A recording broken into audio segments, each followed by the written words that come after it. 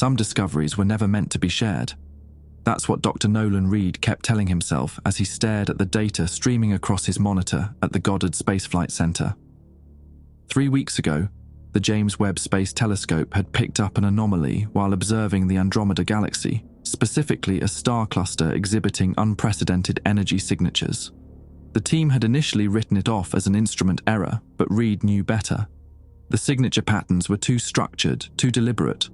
Whatever they were looking at defied natural stellar physics.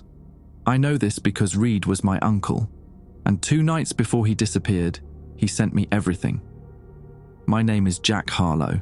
I'm not an astronomer, just a 32-year-old park ranger at Olympic National Park in Washington State.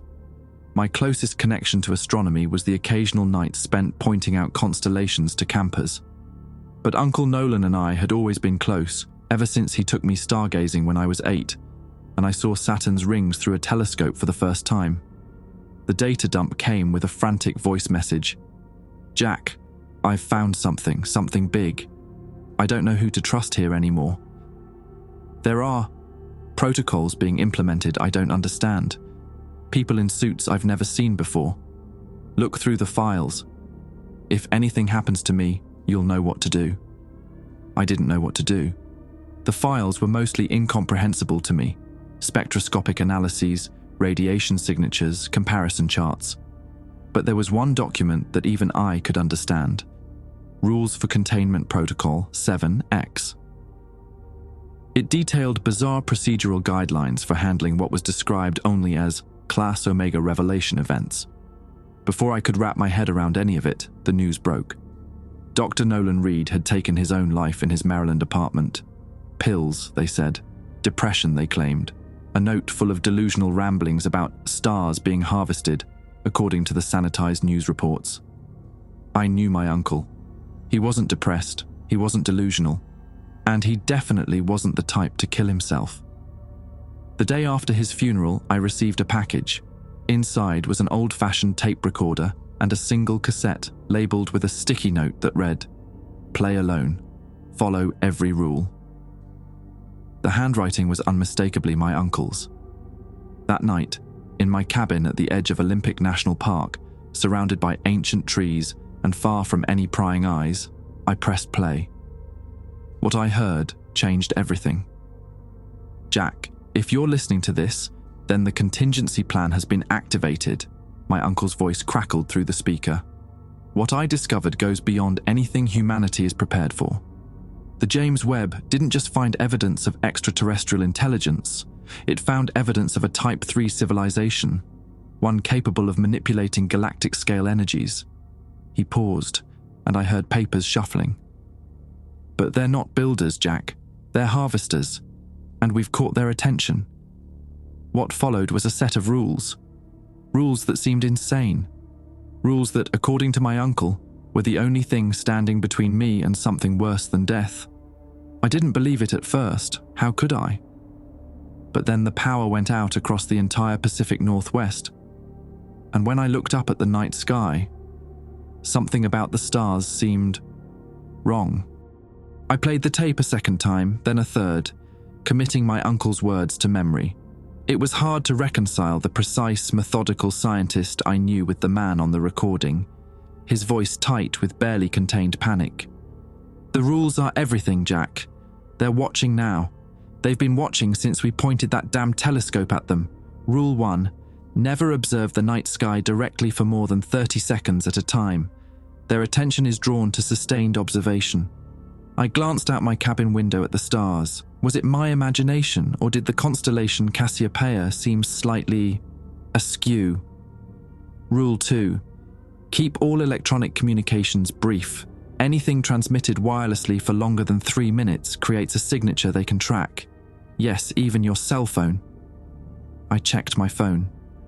I'd been on a call with the park service about my bereavement leave for nearly 15 minutes earlier. Shit.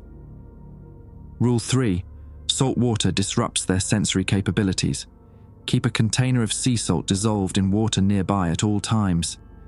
If you sense their presence, a sudden drop in temperature, electronic interference, or the sensation of being watched, immerse something of yours in the solution immediately.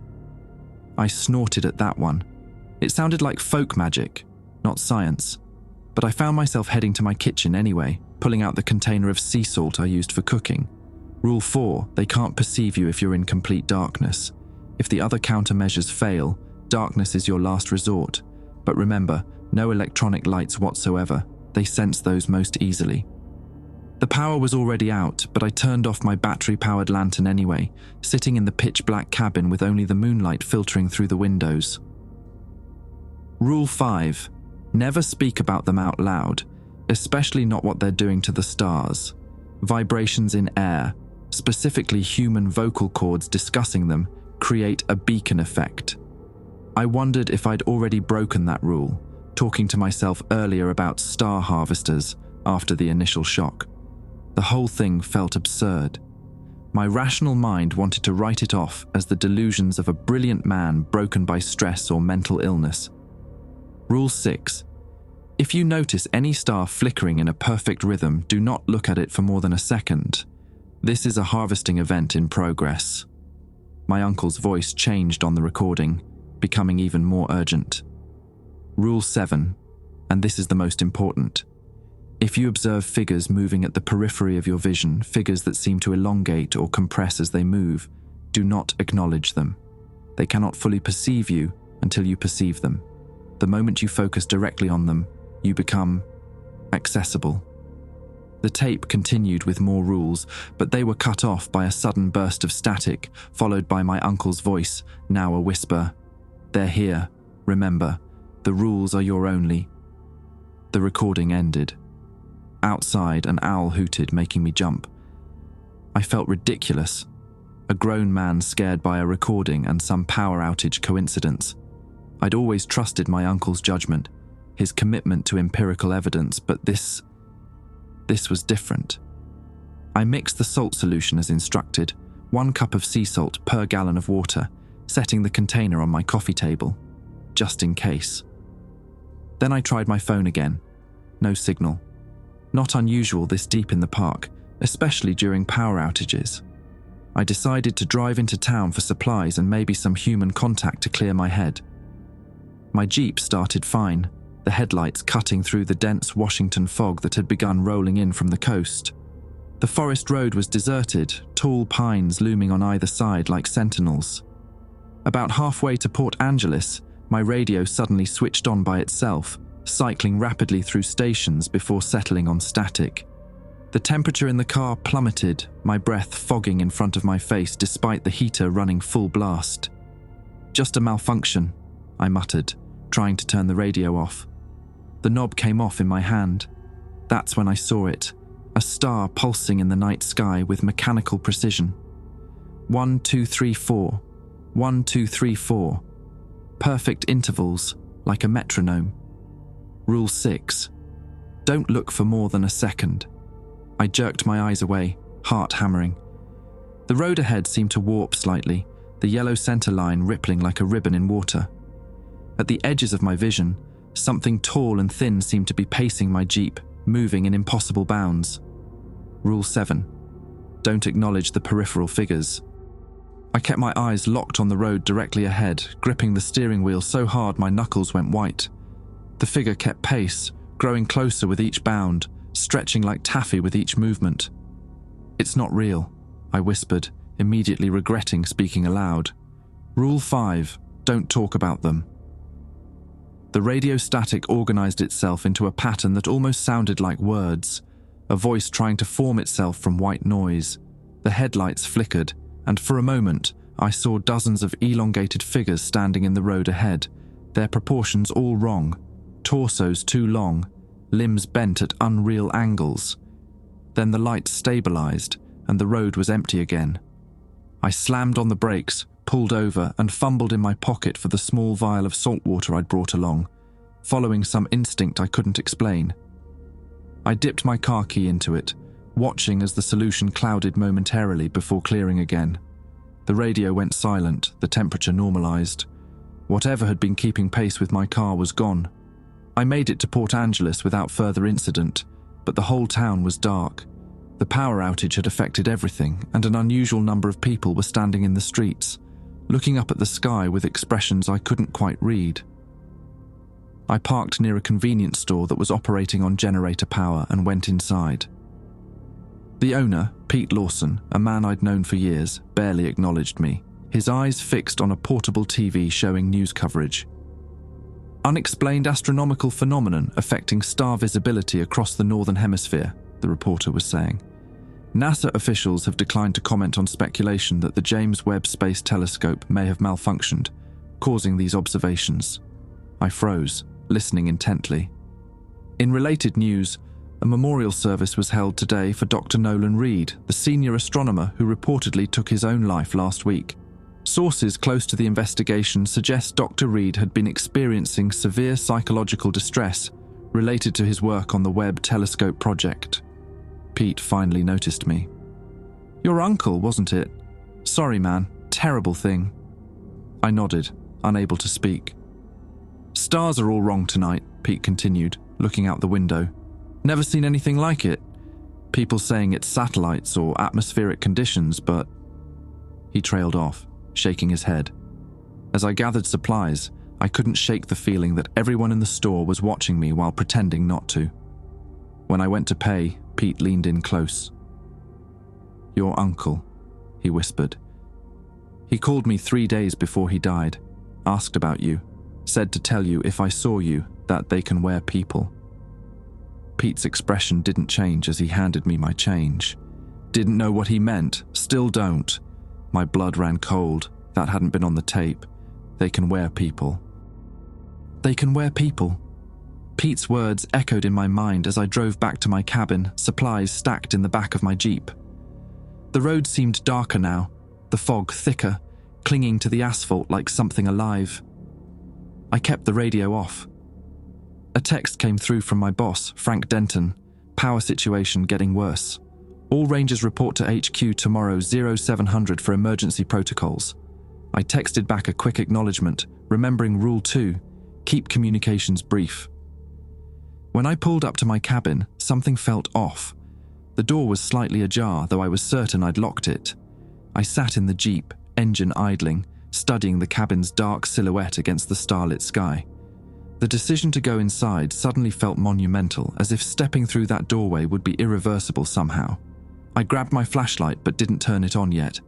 I also pocketed the small vial of salt water and approached cautiously, my ranger training kicking in. The cabin was exactly as I'd left it, except for the cassette player. It had been moved from the coffee table to the center of my kitchen counter, the tape ejected. As I moved toward it, my boot crunched on something. Looking down, I saw the remains of my saltwater container shattered on the floor, the solution soaked into the wooden boards. My hands trembled as I picked up the tape and examined it. The magnetic strip had been partially pulled out, stretched and twisted into an unnatural spiral pattern that reminded me of a galaxy. A sound outside made me freeze. Footsteps on my porch, too heavy to be an animal. I quickly turned off my flashlight, remembering Rule 4. Darkness is safety. A knock on the door. 3 precise, measured raps. "Jack?" "It's Wes from Park Services. Got a minute?" Wesley Durham was our helicopter pilot. Good guy, former military, with a Texas drawl that made every statement sound like friendly advice. But at 11:30 p.m., in a blackout, after what I'd just seen, I remained silent, standing perfectly still in the darkness. "Jack, I know you're in there. Saw your Jeep. It's about tomorrow's briefing. There's been a change of plans." His voice sounded normal enough, but something about the cadence was ever so slightly wrong, like someone trying to mimic Wesley's speech pattern without quite getting it right. Another knock, harder this time. "Come on, buddy. This is important. It's about your uncle." That did it. Wesley didn't know my uncle, had never met him, never even heard me mention him. I backed away from the door, moving silently toward the rear exit. Through the front window, I caught a glimpse of a figure on my porch, the right height and build for Wesley, but standing unnaturally still, head tilted at an angle that made my stomach lurch. I eased the back door open, wincing at the slight creak of hinges. The moment I stepped outside, the knocking stopped. "Jack?" The voice was behind me now, though I hadn't heard any footsteps. "Where are you going, Jack?" I ran. Blind panic propelled me into the forest behind my cabin, the familiar trail now treacherous in the dark. I'd hiked these woods thousands of times, but tonight they felt alien, hostile. The trees seemed to lean inward as I passed, branches reaching like skeletal fingers.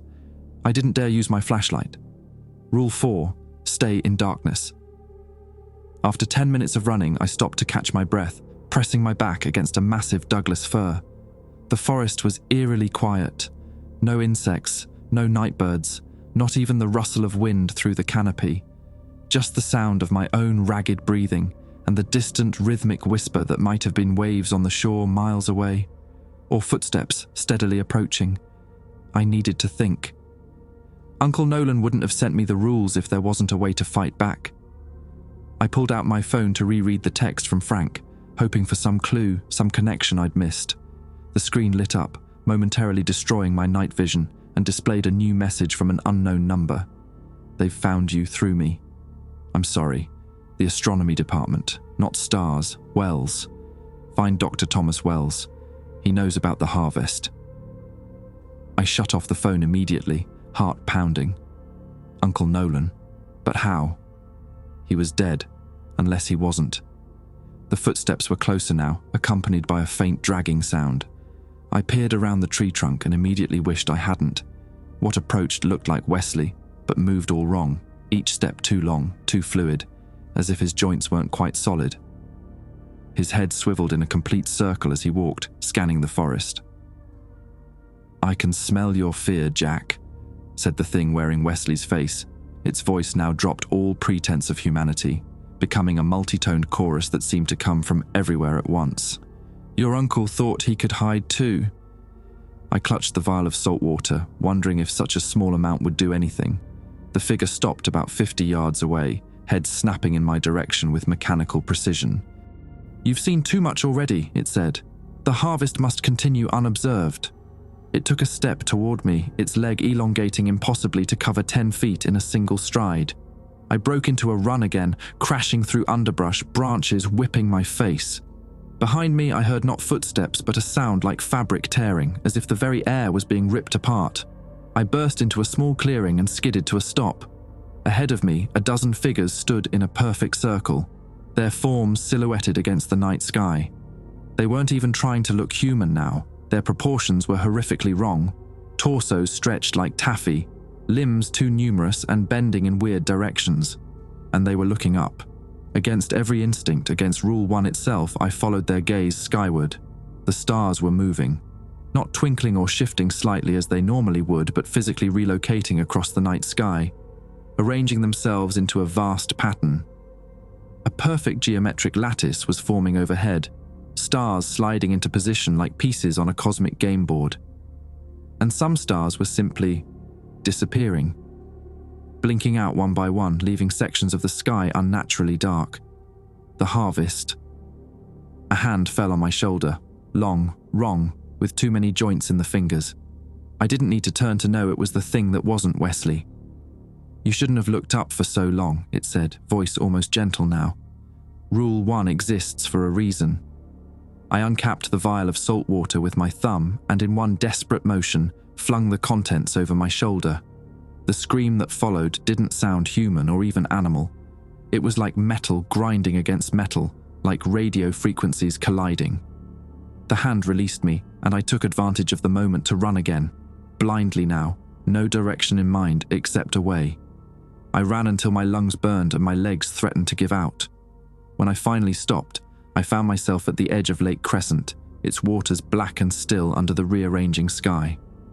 I waded in up to my knees, remembering Rule 3. Salt water disrupts them. This wasn't salt water, but maybe, just maybe. I pulled out my phone again, ignoring Rule 2 in my desperation. I searched for Dr. Thomas Wells, astronomer, and immediately got hits. He was at the University of Washington in Seattle, an astrophysicist who specialized in stellar life cycles, and according to his faculty page, he'd been a colleague of my uncle's for over 20 years. As I stared at the phone, the screen suddenly glitched, text scrambling before resolving into a single line. "They're coming for you now. Run." I looked up to see figures emerging from the tree line. Dozens of them, some wearing human shapes, others not bothering with the pretense. They moved with that same wrong fluidity, covering ground far too quickly. I waded deeper into the lake until the water reached my chest. The approaching figures stopped at the shoreline, their forms rippling like heat mirages. They couldn't cross the water. I had found temporary safety, but as I turned to swim toward the opposite shore, I saw them, hundreds of elongated silhouettes standing in perfect formation on the far side of the lake, waiting. I was surrounded, and overhead the stars continued to rearrange themselves, the vast geometric pattern growing more complex by the second. More stars winked out of existence as I watched, harvested by something I couldn't comprehend. Somewhere in this mess was the truth about what had really happened to Uncle Nolan.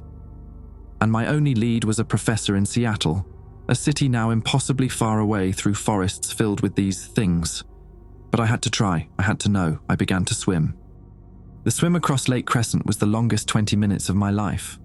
The water was frigid, seeping through my clothes and robbing my limbs of sensation. But the cold was preferable to what waited on the shores. They didn't follow me into the water, but they watched. Dozens of elongated silhouettes remained perfectly still along both shorelines. Occasionally, one would stretch upward, its form extending impossibly high before contracting again, as if signaling to others across the lake. When I finally dragged myself onto the rocky shore on the north side, my fingers blue and body shivering violently, I expected them to converge on me immediately, but they kept their distance, forming a wide semicircle about 50 yards away. They were herding me. I checked my phone, surprised it still worked after the swim. The battery showed 12%, not enough to get me to Seattle. I needed transportation, supplies, and a plan. North Shore Road ran alongside this part of the lake. If I could follow it east, I might reach Highway 101 and flag down a passing vehicle, assuming there were any normal humans left driving them. As I moved through the forest parallel to the road, staying hidden among the trees, I noticed the figures always maintained the same distance, never approaching, never retreating, just shepherding me. After about 2 miles, I spotted the lights of a gas station through the trees. Log Cabin Resort's small convenience store running on generator power. I approached cautiously, watching for any sign of the elongated figures near the building. The parking lot was empty except for a single pickup truck, its engine idling. Behind the counter, a man in his 60s with a grey beard was calmly restocking cigarettes behind the register. He looked up as I entered, taking in my drenched appearance without surprise. "Took a midnight swim, did ya?" he asked, voice gruff but not unfriendly. I studied him carefully. His proportions seemed normal. His movements were natural, without that fluid wrongness I'd seen in the Wesley thing. But Pete's words echoed in my mind. They can wear people. "Car went off the road," I lied. "Had to swim to shore." He nodded, not pressing for details.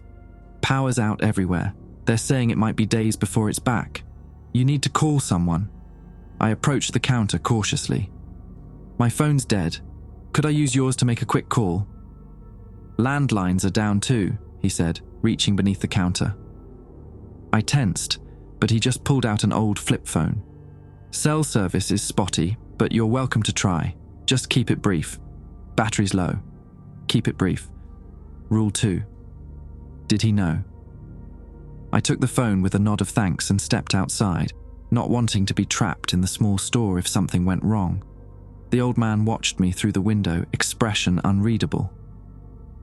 I dialed the number for the University of Washington's astronomy department from memory. Uncle Nolan had made me memorize it years ago, just in case. It rang 3 times before a recorded message informed me the office was closed. I hung up and tried again, this time entering the extension for faculty offices that I'd spotted on Dr. Wells's webpage. After several rings, a tired voice answered. "Hello? Who is this?"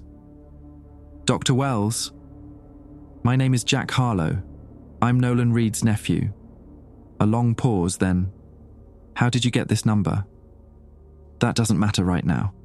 I need to talk to you about what my uncle discovered, about the harvest." Another pause, longer this time. When he spoke again, Wells's voice had dropped to a whisper. Where are you calling from? Are you somewhere safe? I glanced at the figures still visible at the forest's edge, maintaining their perfect semicircle. Not exactly. Listen carefully, Wells said urgently. Your uncle wasn't the only one who saw it. We've been tracking stellar anomalies for months now. Nolan was the first to recognize the pattern, but they got to him before. The line suddenly filled with static, Wells's voice cutting in and out. Not human, static. Manipulating our perception, more static. Trying to keep us from... Then silence. I looked at the phone's screen. Call ended. Battery dead or something else. When I turned back toward the store, the old man was standing directly in front of me, much closer than he should have been able to get without me noticing. His expression remained neutral, but his eyes were wrong somehow. Too reflective, like polished glass. Find what you were looking for, he asked, voice unchanged. I gripped the vial of salt water in my pocket. Just needed to let my family know I'm okay. He nodded slowly. Family's important. Your uncle understood that, right up until the end. Ice flooded my veins. I hadn't mentioned Uncle Nolan to him. What do you know about my uncle? I managed to keep my voice steady. The old man smiled, the expression not quite reaching those glassy eyes. Only what they told us, that he saw things he wasn't supposed to see, that he interfered with the natural order. He took a step closer, that he tried to stop the harvest. In one fluid motion, I pulled out the vial and flicked the cap off with my thumb. The old man's smile widened. That won't work on me, son. I'm still human, mostly, just connected to them now, seeing what they see. He tapped his temple. They showed me the universe as it really is, the grand design, the necessary balance. What are they doing to the stars? I demanded, keeping the vial ready. His expression turned almost pitying. Harvesting energy on a scale you can't comprehend. Stars are just fuel to them, Jack. And there are rules to the harvest. Rules that must be followed. The rules my uncle left me? He laughed, the sound too hollow, too empty. Those aren't their rules. Those are desperate countermeasures your uncle cobbled together. Little tricks that might delay the inevitable. He reached into his pocket and pulled out a piece of paper, unfolding it with deliberate slowness. These are their rules. The true procedures for the harvest. Your uncle stole this, you know, cost him his life. He held the paper out to me. Against every instinct, I took it, keeping my distance. It was filled with complex equations and diagrams, most beyond my comprehension, but interspersed between the mathematical formulas were statements written in an elegant, flowing script that somehow hurt my eyes to look at directly. 1. Selection criteria must prioritize stellar bodies with optimum energy yield. Sentient observation reduces efficiency by 12.6%. 2. Local intelligence must be managed according to Protocol 7X. Direct intervention authorized only in cases of Class Omega revelations. 3. Harvested energy must be transmitted along prescribed pathways only. Deviation causes unacceptable dimensional instability. 4th, calibration of the array must be completed before local star becomes harvest viable. Premature extraction will alert neighboring systems. The list continued, growing increasingly technical and incomprehensible. At the bottom, a handwritten note in my uncle's familiar scrawl. They're building something. The pattern is a machine. God help us all. You see, the old man said softly, the harvest isn't malicious. It's necessary for a project beyond your understanding. He took another step toward me, hand outstretched. Give me the rest of what Nolan sent you, and I'll ensure you're connected rather than eliminated. You can be part of something vast, Jack. Something eternal. I backed away, clutching the paper. What happened to my uncle? Did they kill him? The old man's expression flickered, showing genuine regret. He forced their hand, started transmitting his findings to colleagues around the world, trying to organize a response. He shook his head. The entities can't physically manipulate our world directly. They need intermediaries, human vessels, but they can influence certain susceptible minds. "They made someone kill him," I whispered. "He killed himself, Jack. Once he truly understood what he'd discovered, what's coming, he chose the easier path." The old man's eyes suddenly flared with an internal light. "Just as you will." I flung the contents of the vial at him. The salt water splashed across his face and chest, and he screamed, a normal human scream of surprise, not the metallic shriek I'd heard from the Wesley thing. I bolted for the idling pickup truck, yanking the door open and throwing myself behind the wheel. As I slammed it into reverse, I saw the old man watching me, wiping his face with his sleeve. He wasn't pursuing, wasn't changing form. He simply watched, with an expression almost like pity. In the rearview mirror, I saw the elongated figures emerge from the tree line, converging on the gas station. Not chasing me, moving toward the old man. He turned to face them, arms outstretched in welcome. I didn't wait to see what happened next. I spun the truck around and floored it, heading east toward Highway 101 and eventually Seattle. The road ahead was dark, the night sky overhead continuing its rearrangement. In the passenger seat, I placed the paper the old man had given me. Uncle Nolan had stolen it apparently, paid with his life for it. I needed to understand what it meant, and Dr. Wells was my only hope for that. As I drove, I tried to process what I'd learned.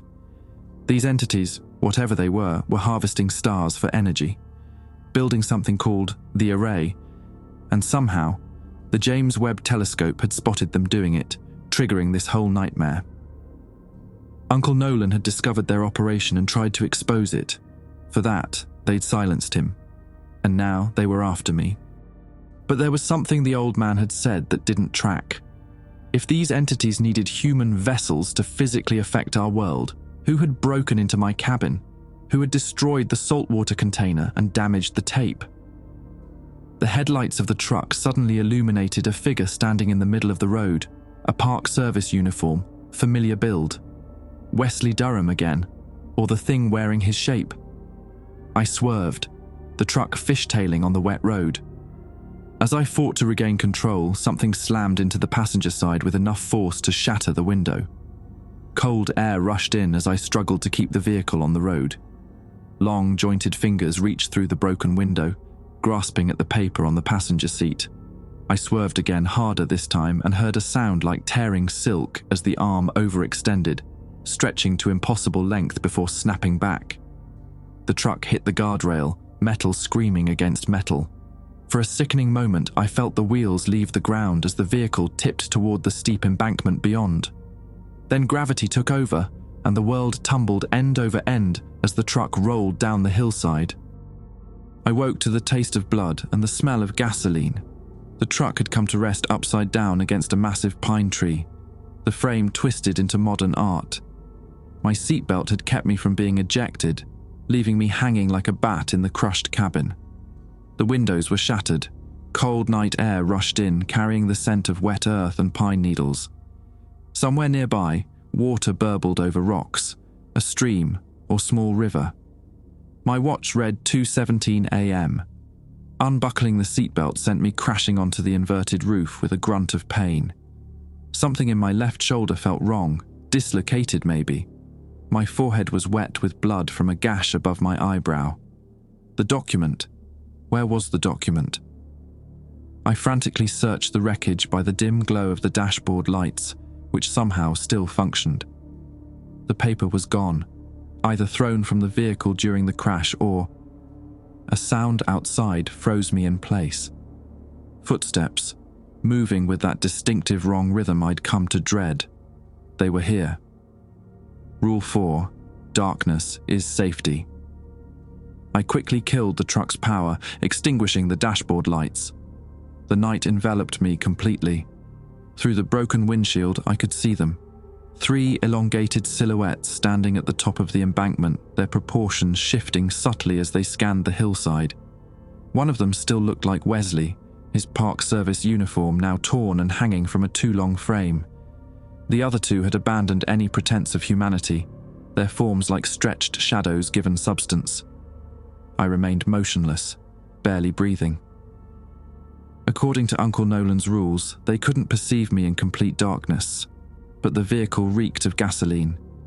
If they decided to investigate by touch rather than sight. The Wesley thing made a sound, not speech, but a modulated series of tones that reminded me of dial-up modem noise. The other two responded with similar sounds, their bodies elongating further as they began descending the hillside, moving with that fluid, wrong grace. I eased myself toward the shattered passenger window, the only viable exit. Glass crunched under my boots despite my care. The approaching figures paused at the sound, heads swiveling in unison. Just a few more inches and I could slip out. The stream I'd heard was visible now, about 30 yards downhill. If I could reach it. My hand brushed against something on the inverted roof of the cab. Paper. The document had fallen here during the crash. I carefully folded it and tucked it into my jacket pocket, then continued inching toward freedom. The figures had resumed their approach, now halfway down the hillside. I couldn't wait any longer. I slithered through the broken window, feeling glass bite into my palms as I pulled myself free of the wreckage. The moment I emerged, all three entities went completely still. Then, as one, they altered course directly toward me, moving faster than before. I half ran, half slid down the steep hillside, the wet undergrowth slick beneath my feet.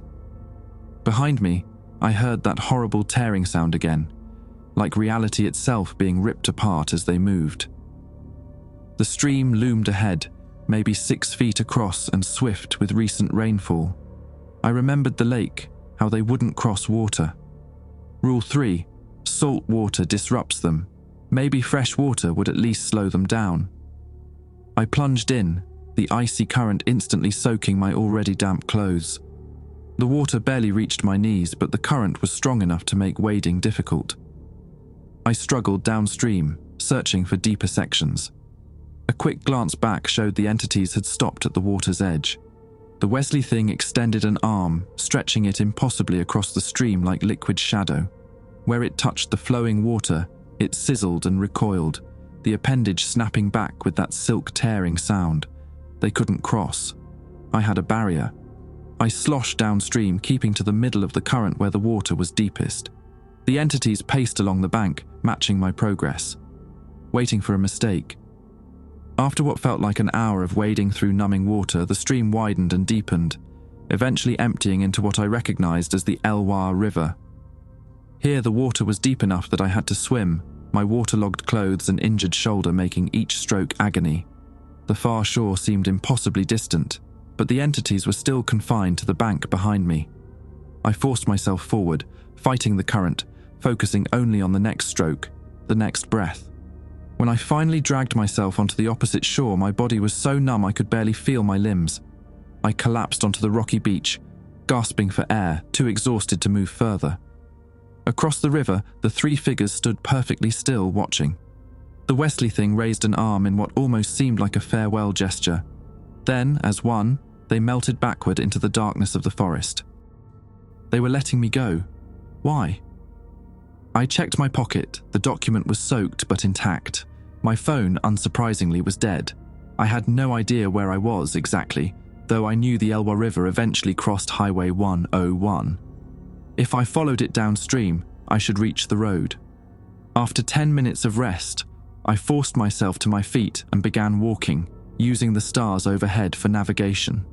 The stars that were still rearranging themselves, still winking out one by one as I watched. The harvest continued. I walked for what felt like hours, the pain in my shoulder settling into a constant throb. The river curved and twisted through the forest, sometimes coming within sight of houses or cabins. I avoided them all. After what I'd seen at the gas station, I couldn't trust any human, not without careful observation first. Eventually, the trees thinned, and I spotted the raised embankment of Highway 101 ahead. I scrambled up the slope and onto the road, which was eerily deserted. No traffic in either direction, despite it being, I checked my watch, 5:04 a.m. Dawn would break soon. I started walking east, toward Port Angeles.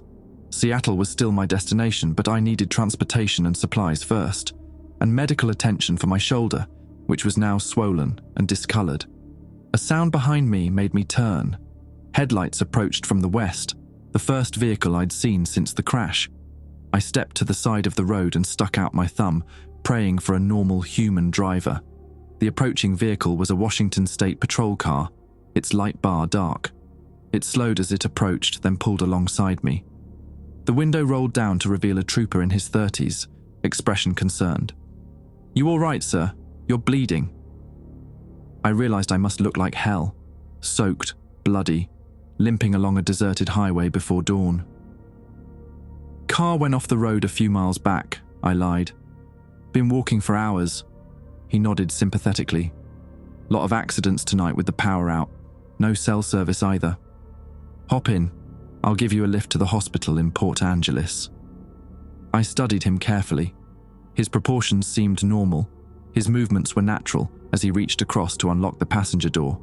No sign of that fluid wrongness. Still, after the gas station attendant. "Thanks," I said cautiously, getting in. "The hospital sounds good." The trooper, his nameplate read Matthews, pulled back onto the highway. "Strange night, huh? Power out across 3 states now. Some kind of cascade failure in the grid, they're saying. And people reporting weird stuff in the sky." "Weird how?" I asked, tensing. Matthews shrugged. "Stars moving, if you can believe it. Astronomers on the radio saying it's just atmospheric distortion from some solar flare activity, but..." He trailed off, shaking his head. I remained silent, wondering if this was a test. Was he one of them?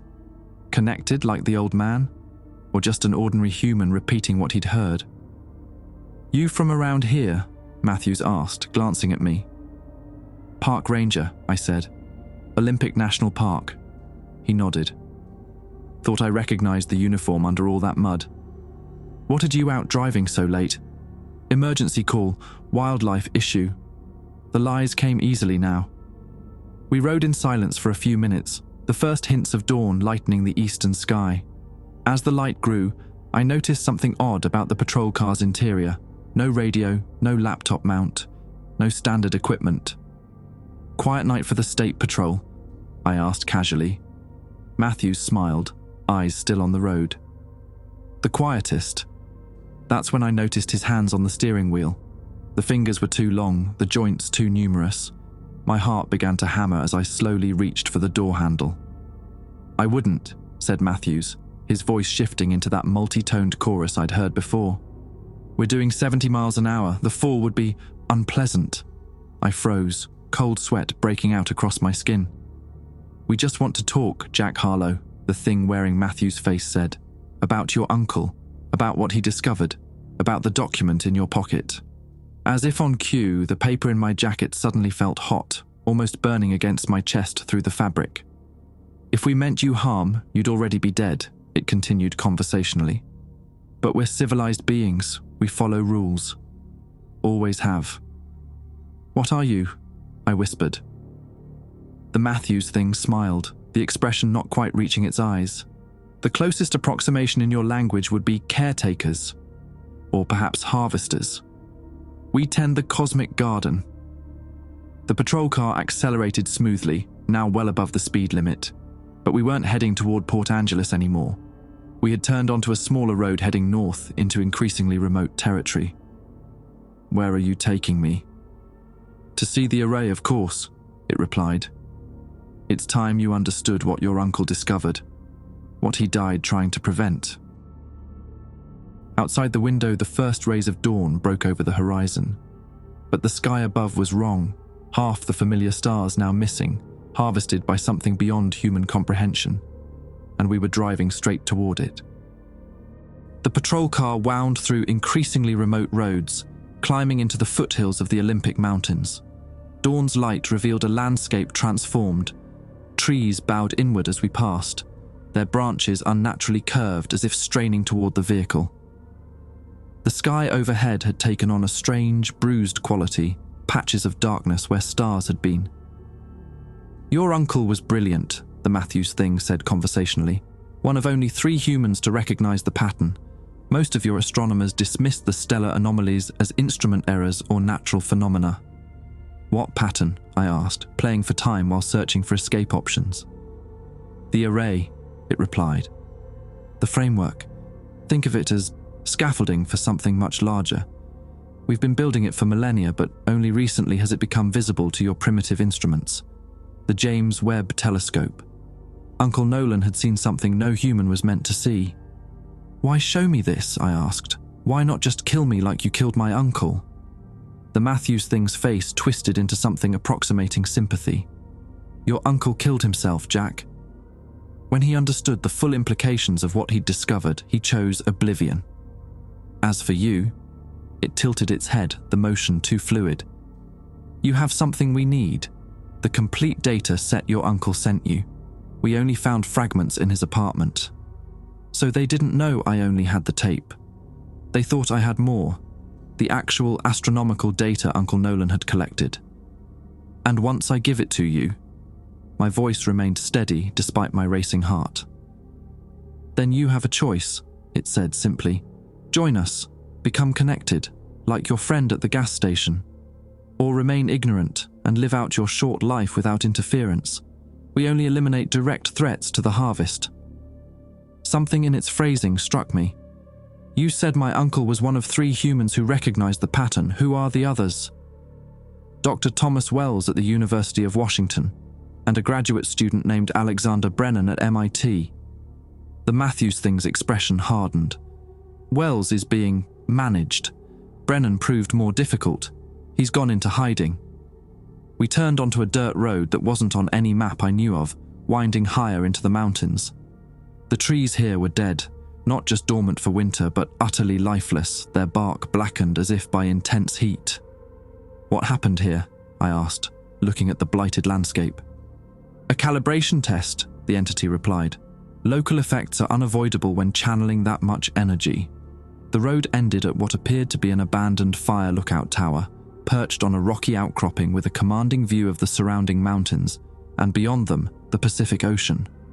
The building itself was dilapidated, windows broken, paint peeling. But something about it made my skin crawl. The angles of the structure seemed subtly wrong, as if the building didn't quite conform to normal geometry. The Matthews thing parked and gestured for me to exit the vehicle. I complied, seeing no immediate alternative. My injured shoulder throbbed with every movement as I followed the entity toward the lookout tower.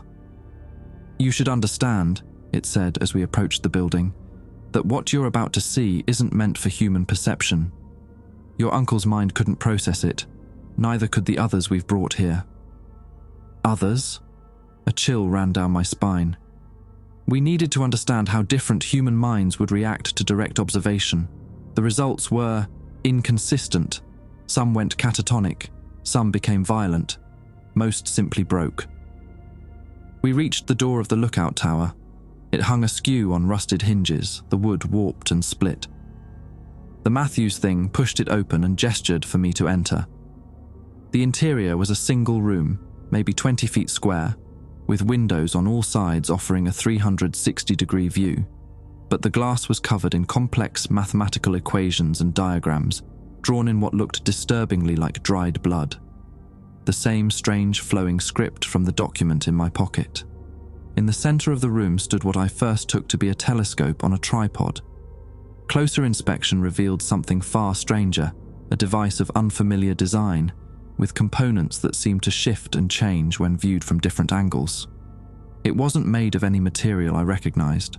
It almost appeared liquid, yet held its form perfectly. This is a viewer, the Matthews thing explained.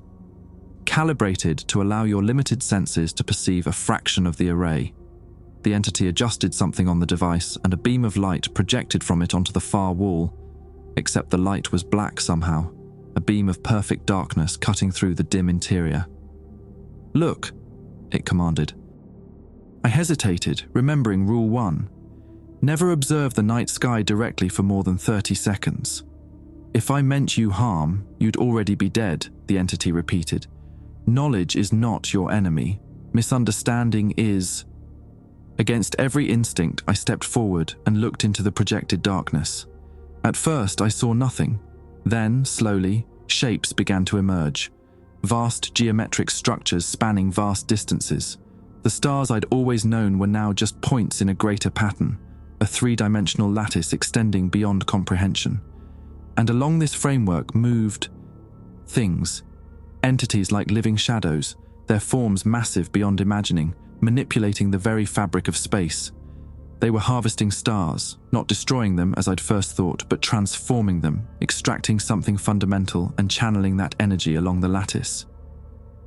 "What are they building?" I whispered, unable to look away. "A bridge," the Matthews thing answered. "Or perhaps gateway is more accurate in your language. The universe is dying, Jack Harlow. Entropy claims everything eventually. We're creating a path to somewhere new." The scale of what I was seeing began to overwhelm me. My mind struggled to process distances measured in light years, structures that dwarfed entire solar systems. I felt a warm trickle from my nose, blood dripping onto the dusty floor. "Your uncle saw this and understood immediately what it meant for humanity," the entity continued. "Your species is so young, so certain of your importance, the revelation that you're little more than ants beside a highway being constructed. It was too much for him."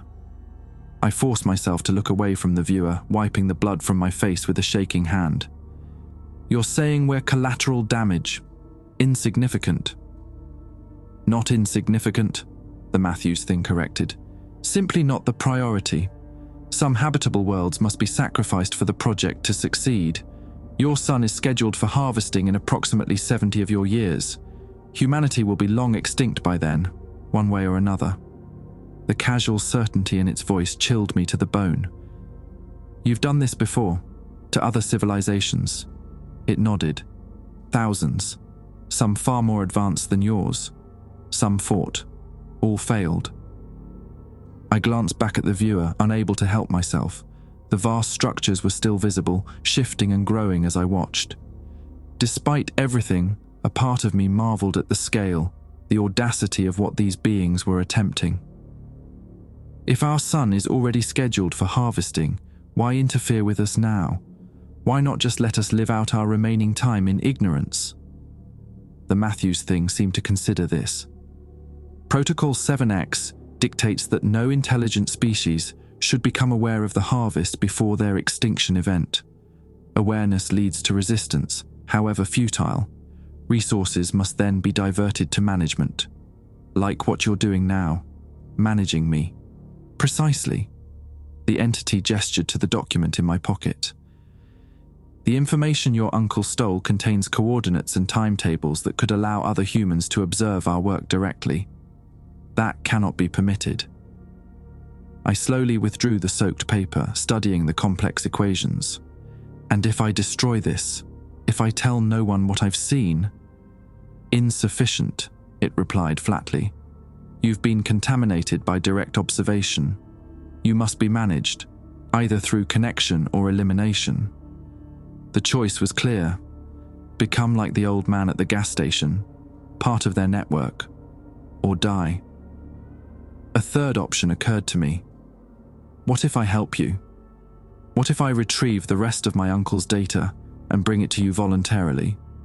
The Matthews thing tilted its head, considering. "Explain." "You said you only found fragments in my uncle's apartment. I know where he would have hidden the complete data set." A lie, but one based on enough truth to be plausible. "Let me get it for you. Then you'll have everything, and I'll join you. Become connected." The entity studied me with inhuman intensity. "You would betray your species so easily?" I forced a bitter laugh. "You just showed me we're doomed anyway. Might as well be on the winning side, right?" It was a desperate gambit, but I saw something like satisfaction in the entity's expression. Self-preservation, the most predictable human trait. It nodded slowly. "Very well. You have 12 hours to retrieve the data. We will be watching." "I need to get to Seattle," I said. "To the university." "That can be arranged." The Matthews thing gestured toward the door. "But first, a precaution." It moved with that fluid wrongness, suddenly directly in front of me. Before I could react, it pressed a finger against my forehead. Pain exploded behind my eyes, white hot and all-consuming. I felt something squirming beneath my skin, burrowing inward. When my vision cleared, the entity was back across the room watching me with clinical interest. "A tracker," it explained, "and a monitor. We'll know where you are and what you see at all times." I reached up instinctively to touch my forehead, feeling nothing unusual. "How do I know you won't just kill me once I get the data?" "You don't," it replied simply. "But consider your alternatives." We left the lookout tower, returning to the patrol car. As we drove back down the mountain, I stared out the window at the blighted landscape, mind racing. I needed a plan. I needed allies. I needed to find Dr. Wells or this Brennan person. Someone who would understand what we were facing. The document in my pocket felt heavier than it should. The complex equations and diagrams now burned into my memory alongside the impossible vision of the array. Uncle Nolan had died trying to warn humanity. Now that burden had passed to me. "When did you first come here?" I asked suddenly. "To Earth, I mean." The Matthews thing kept its eyes on the road. "We've always been here, Jack, since long before your species evolved. The stars you see were arranged into the beginnings of the array millions of years ago. We work on cosmic timescales. Then why now? Why is the harvest suddenly visible? It's reached a critical phase. The framework is nearly complete. Soon the extraction will accelerate exponentially." A pause. "Your uncle's discovery was simply unfortunate timing." We descended from the mountains in silence after that, rejoining paved roads as the morning light strengthened. I noticed the power was still out everywhere. No lights in the scattered homes we passed, no signals at intersections. "Is the power outage you're doing?" I asked. The entity nodded. "A simple precaution, limiting communications and observation capabilities while we address the security breach." We eventually reached Interstate 5, heading south toward Seattle. Traffic was light, and the few other drivers paid no attention to the patrol car. I wondered how many of them were actual humans, and how many were like my companion, entities wearing human guises, or humans connected to their network. As we approached the outskirts of Seattle, the Matthews thing spoke again. "We'll be watching, Jack Harlow. 12 hours, not a minute more." It pulled onto an exit ramp and stopped at a park-and-ride lot, mostly empty at this early hour. "Go." I got out of the car cautiously, half expecting a trap. But the entity simply drove away, leaving me alone in the deserted lot. Above, the morning sky was a sickly yellow-grey, the sun visible as a pale disk through thin clouds. The city skyline loomed to the south, the Space Needle jutting up like a lonely exclamation point. I had 12 hours to find Dr. Thomas Wells, learn what he knew, and somehow stop the extinction of humanity by beings who had been planning our demise since before we existed. And somewhere in my forehead, something alien was watching everything I did. I started walking toward the nearest bus stop, the document heavy in my pocket, and Uncle Nolan's rules repeating in my mind. 12 hours until they came for me. The countdown had begun. Seattle was in chaos. Without power, the city had ground to a near standstill. Traffic lights were dead, causing gridlock at major intersections. Most businesses remained closed, their security gates pulled down tight. The few coffee shops operating on generator power were packed with people charging devices and sharing information. I overheard fragments as I passed. Military has been mobilized. Reports of strange behavior. Communications blackout across the West Coast. The bus system was running on a limited emergency schedule.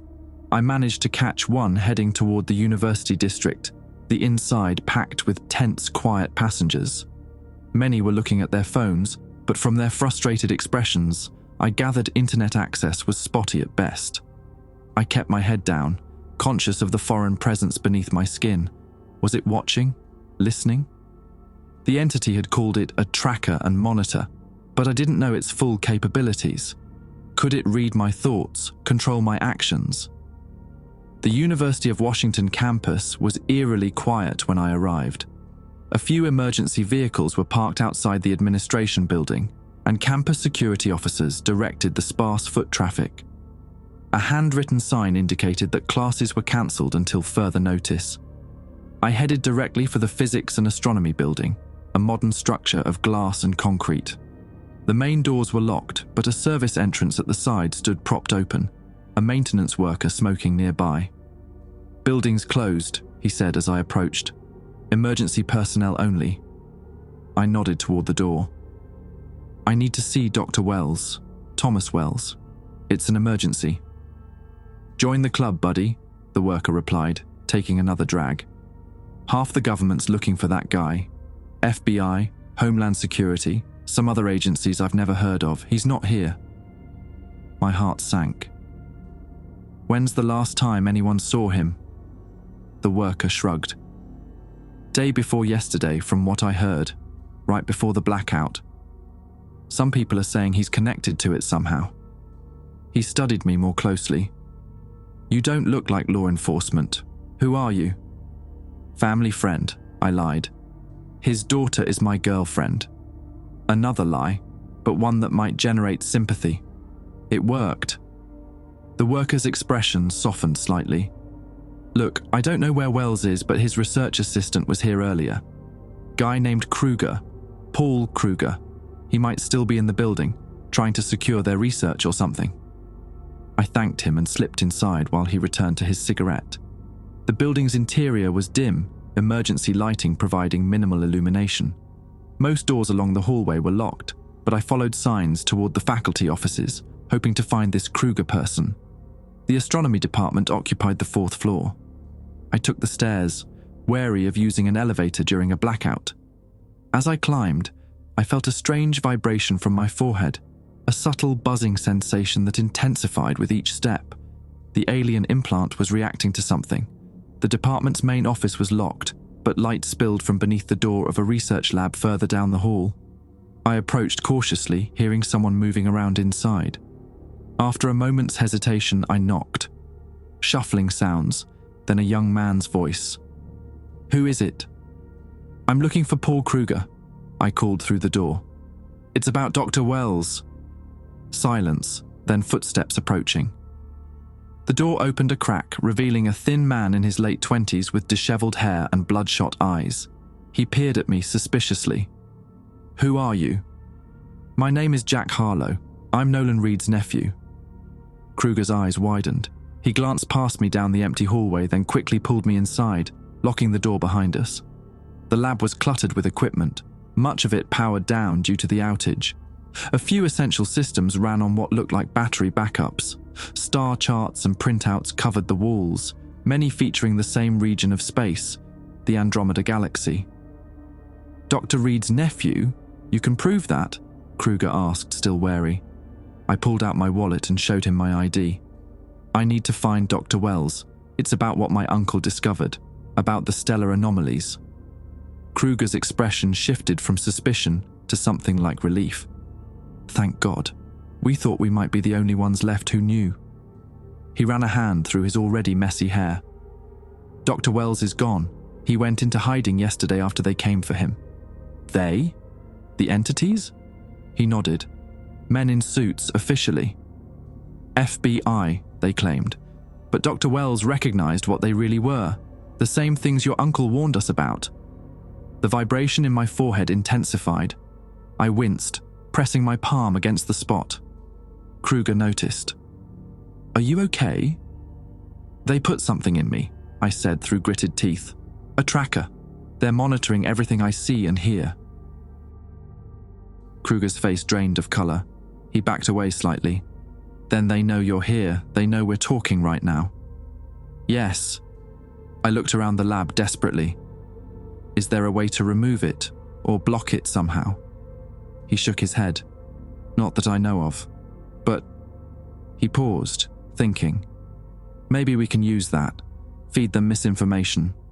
I explained my situation quickly.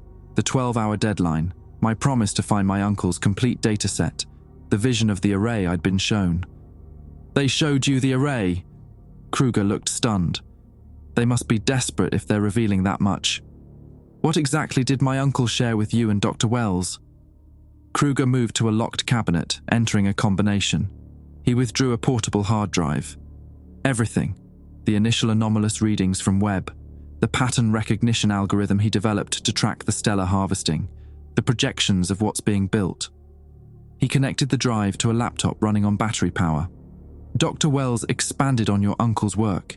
He determined that the array isn't just a bridge to another universe, it's a weapon. Or will be, once completed. A weapon? Against who? Kruger met my eyes. Against whatever they're running from. Your uncle believed these entities are refugees, Jack. They're building an escape route, yes, but also a defense system. And our entire region of space is just raw material to them. My mind reeled at the implications. The old man at the gas station, one of their human connections, said they've been here since before humanity evolved, that this has been planned for millions of years. That tracks with our findings, Kruger nodded. The earliest stages of the array's construction date back approximately 4 million years. But something's changed recently. The harvest has accelerated dramatically in the past 6 months. He turned the laptop so I could see the screen.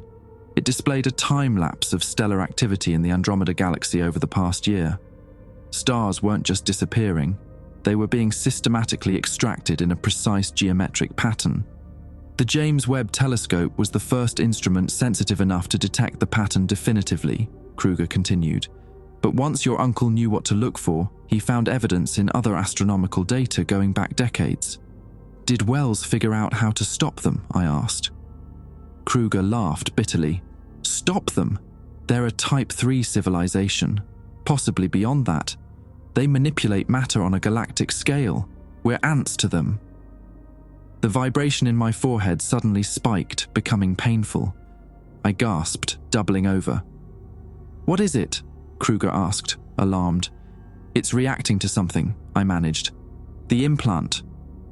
Kruger looked around wildly, then pointed to a piece of equipment in the corner, a small device emitting a soft blue light. That's an experimental magnetic field generator Dr. Wells was working on. It might be interfering with the tracker. He helped me closer to the device. As we approached, the pain in my head increased, then abruptly stopped. The buzzing sensation vanished entirely.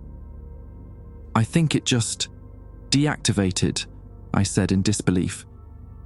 Temporarily jammed, more likely, Kruger cautioned. We need to work fast while we have privacy. He returned to the laptop, typing rapidly. Dr. Wells went into hiding, but he left a contingency plan. Your uncle's rules were defensive measures, ways to avoid detection, but Wells developed something more active. What kind of contingency plan? A broadcast, a way to make the harvest visible to everyone, not just astronomers with specialized equipment. He pointed to a complex diagram on the screen. If we can link into enough radio telescopes simultaneously and transmit this specific frequency pattern, it will essentially ping the array, making it visible to conventional instruments. And that helps us how? I asked, confusion mixing with the lingering discomfort in my head. It doesn't stop them, Kruger admitted, but it alerts everyone.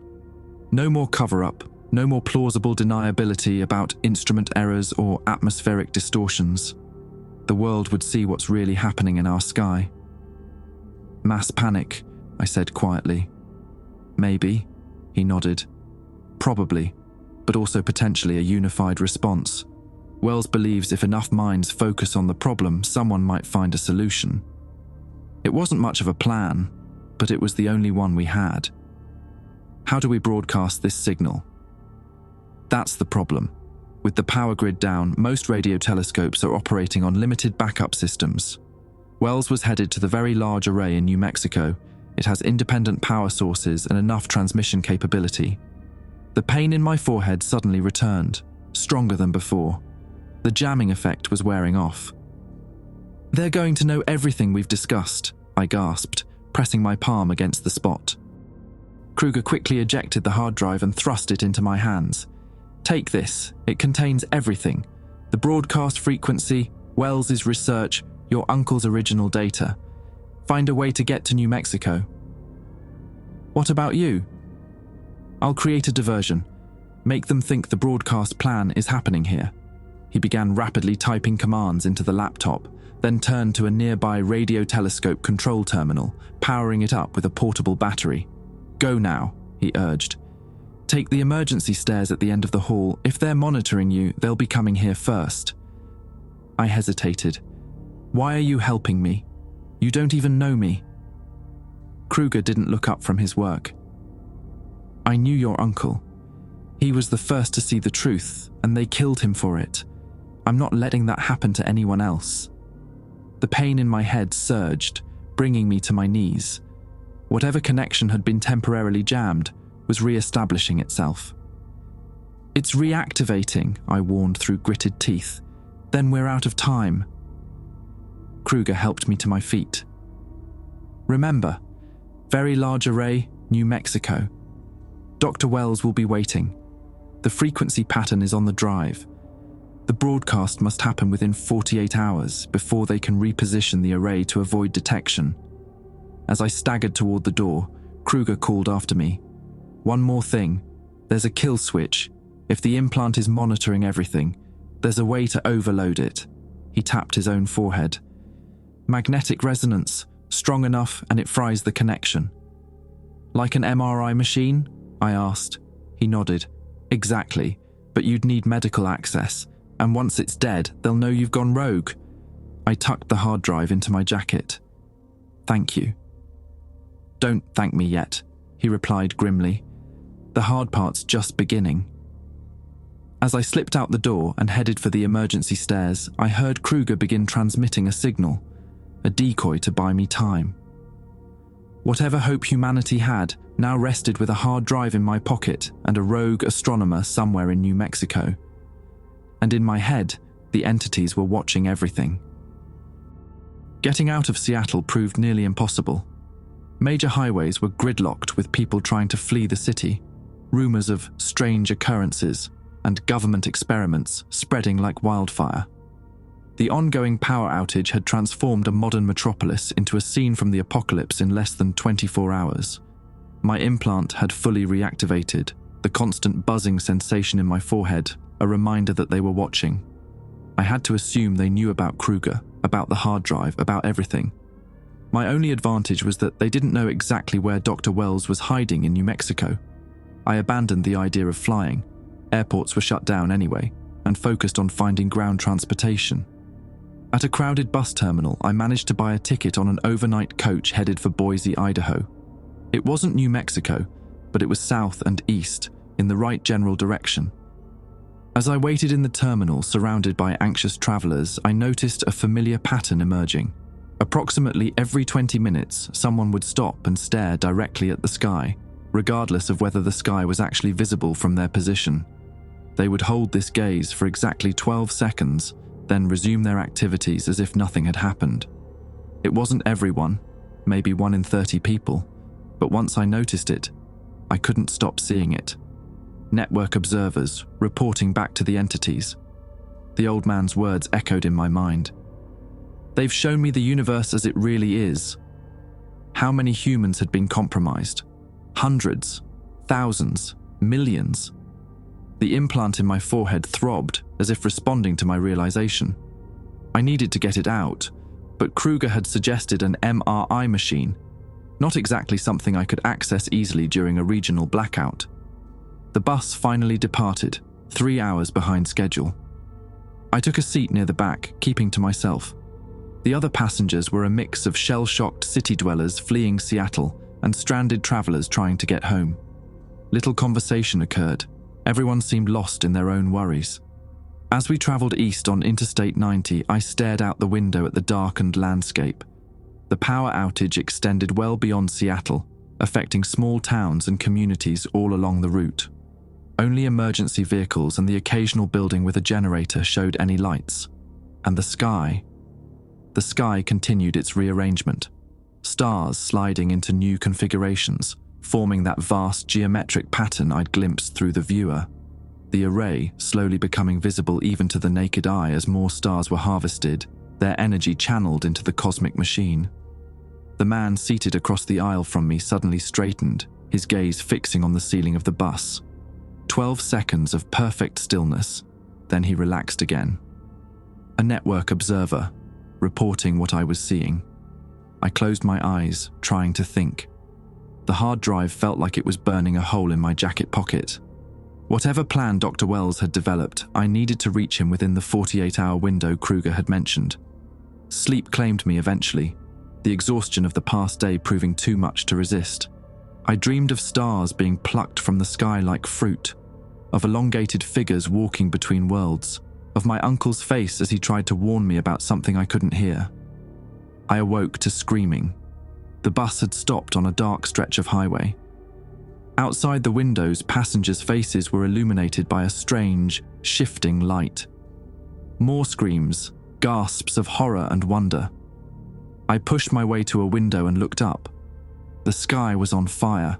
Not literally, there were no flames, but rivers of light now visibly connected the stars, pulsing with energy that shouldn't have been visible to the naked eye.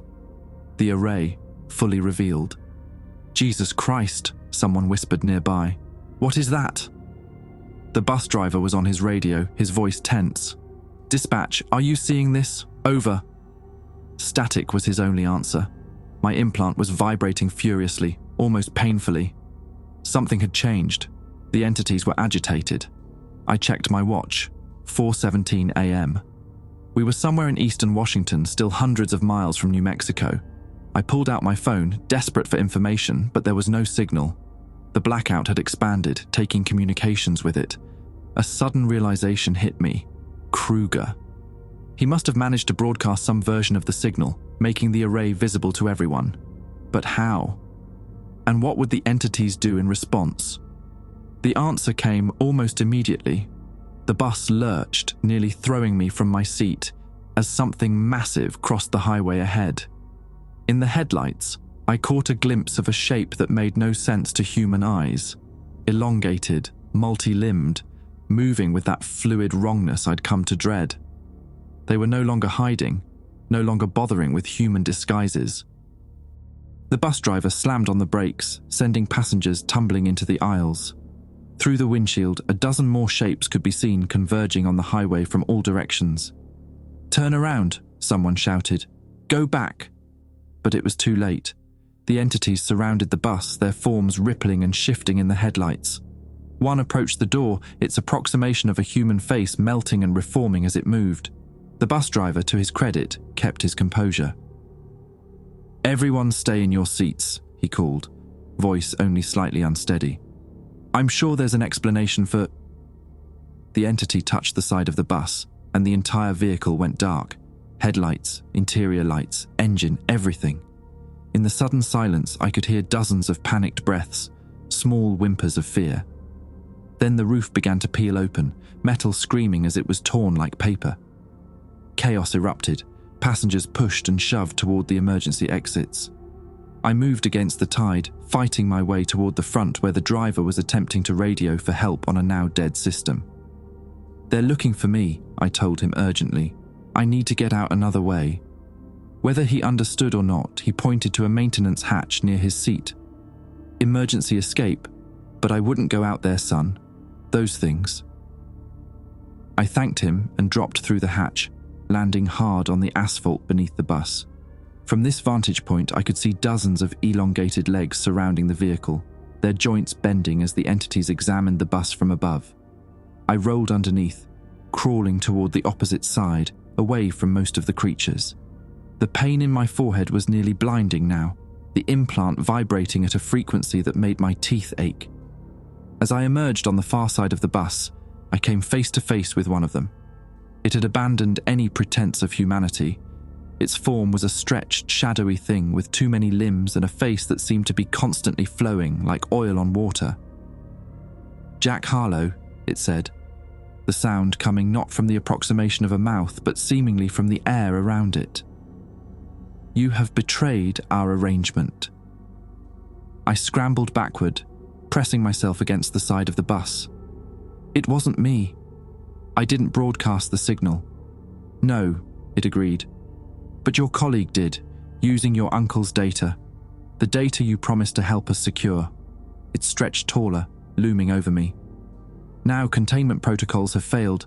The harvest is exposed."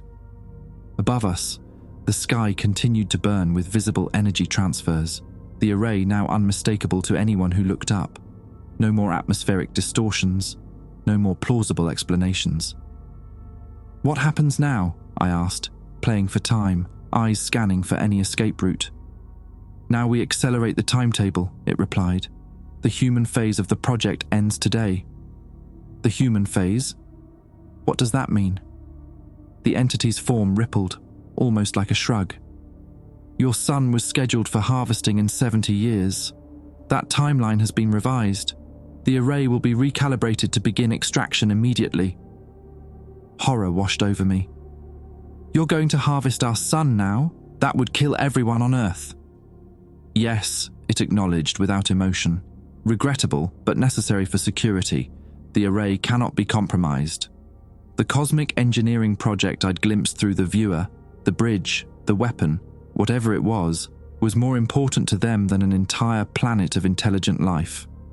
We were ants beside their highway, and they'd decided to flatten the anthill. "You can't do this," I said, desperation making my voice crack. "There are 8 billion people on this planet. There are trillions of sentient beings at stake in the larger project," it countered. "The math is simple." My hand closed around something in my pocket, a metal flashlight I'd grabbed in Seattle. Not much of a weapon, but better than nothing. I lunged forward, swinging it at what passed for the entity's head. It dodged with unmatched speed, elongating its torso to avoid the blow.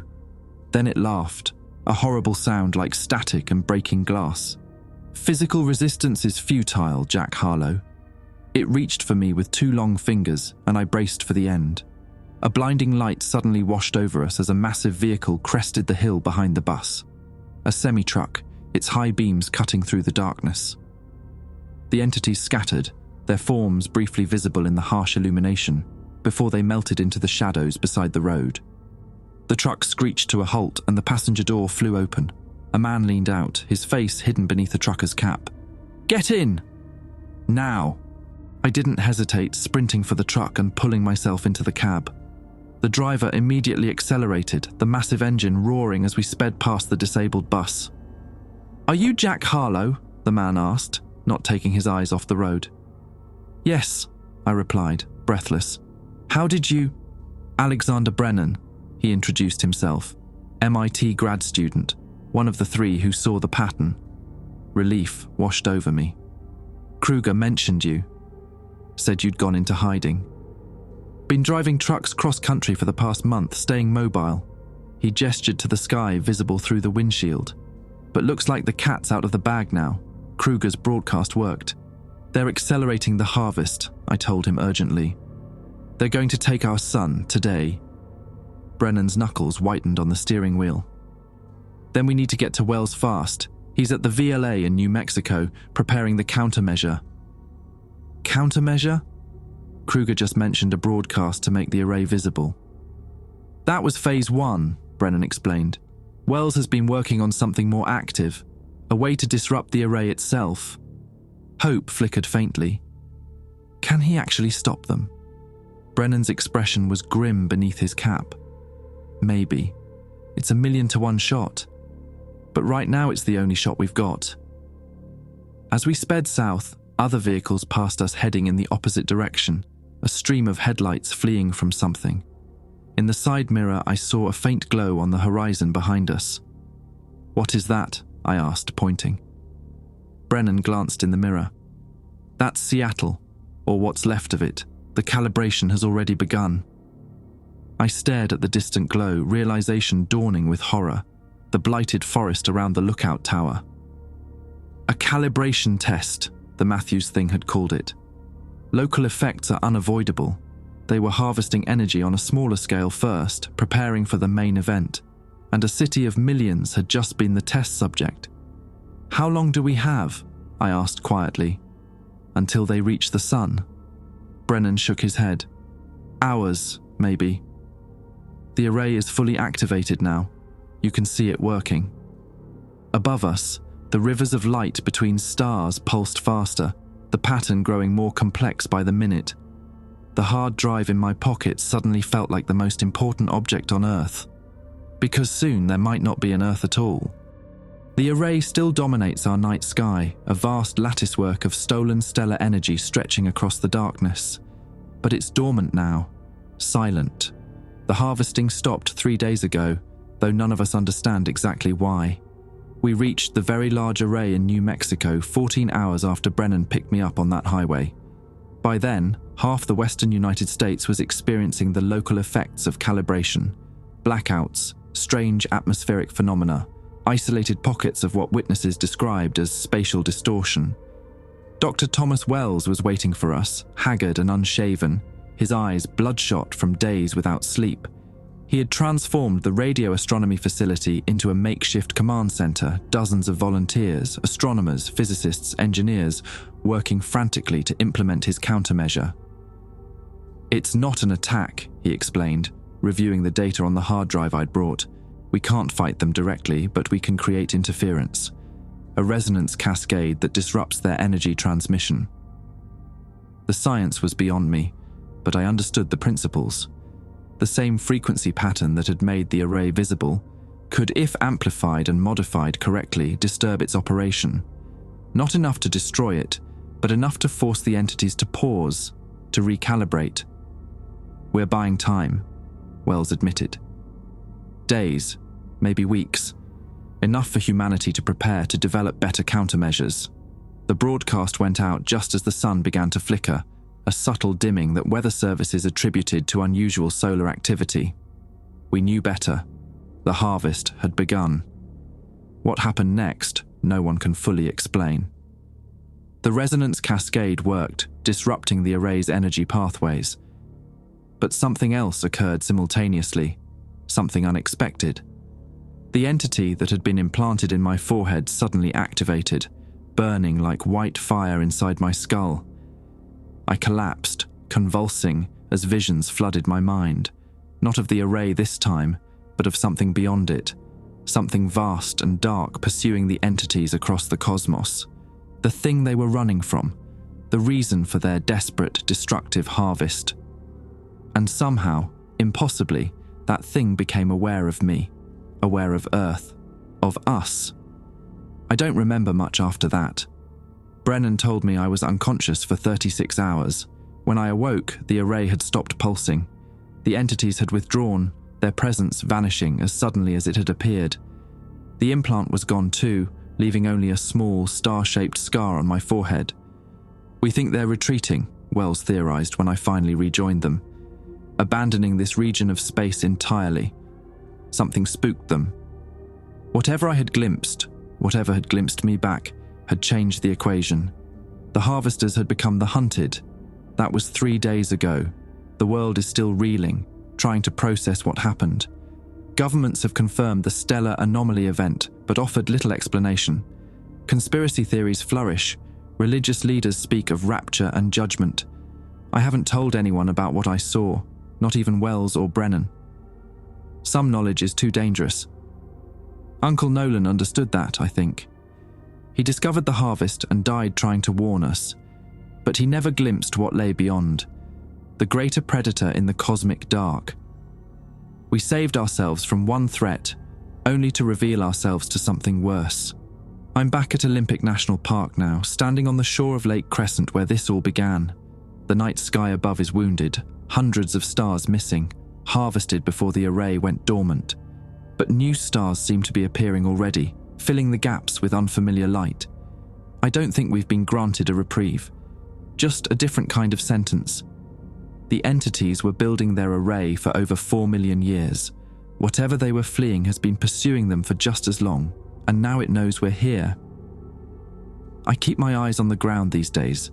Some things, once seen, can never be unseen, and some rules exist for a reason.